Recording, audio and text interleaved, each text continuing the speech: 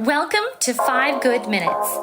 You're listening to today's inspirational message on the names and titles of Jesus with Emily D'Angelo.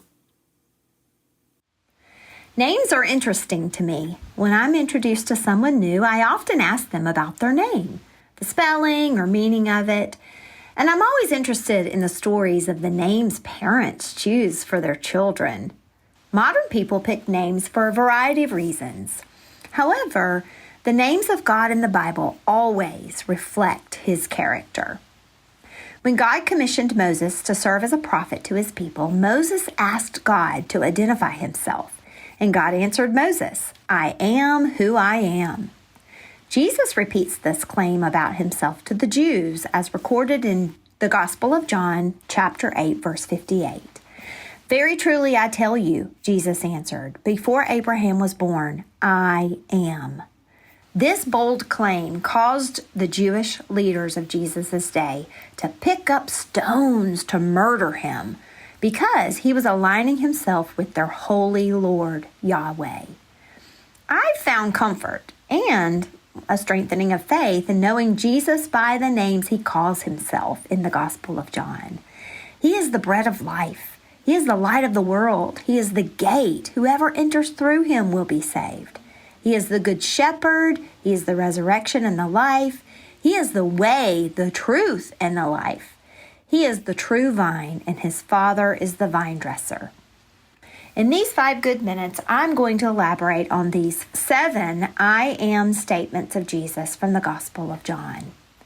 When Jesus tells the crowd that he is the bread of life in John 6, he has miraculously fed more than 5,000 people with 5 small barley loaves. He reminds the crowd following him that the bread of God is the bread that comes down from heaven and gives life to the world.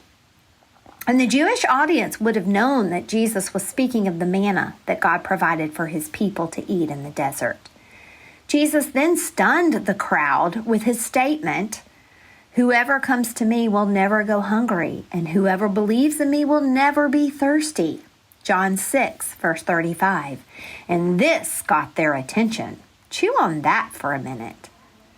Jesus says about himself in John 8, verse 12, "I am the light of the world. Whoever follows me will never walk in darkness, but will have the light of life."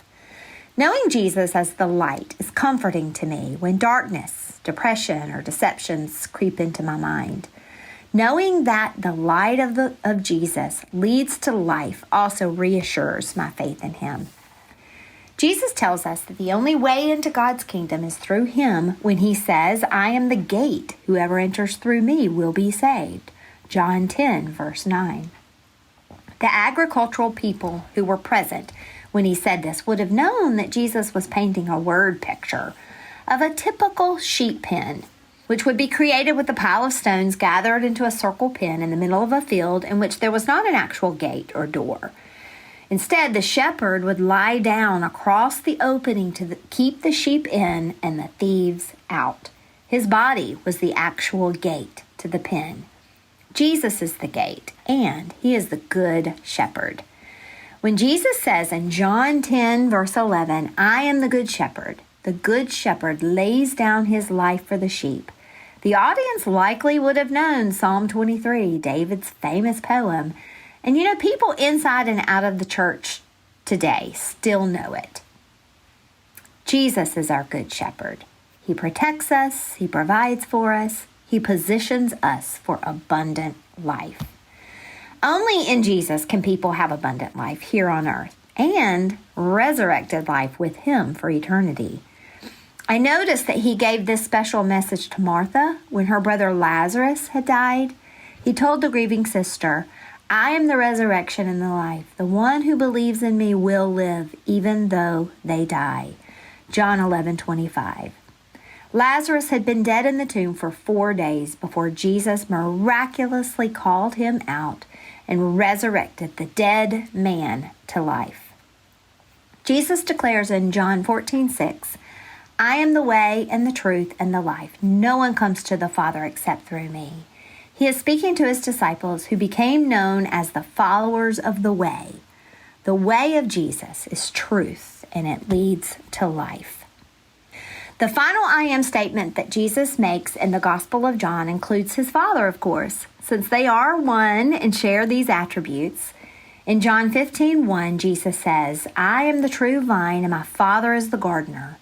He goes on to explain that his followers are the branches of this vine, and when we remain connected to him, we bear his fruit.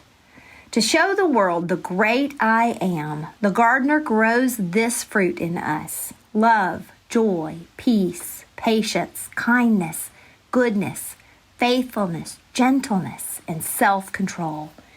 Jesus is who he says he is, and he is the great I am. Thanks for joining us here today. There's a lot of great content to explore on Orchard Hill Plus and on the Orchard Hill main feed from the weekend. Have a great day.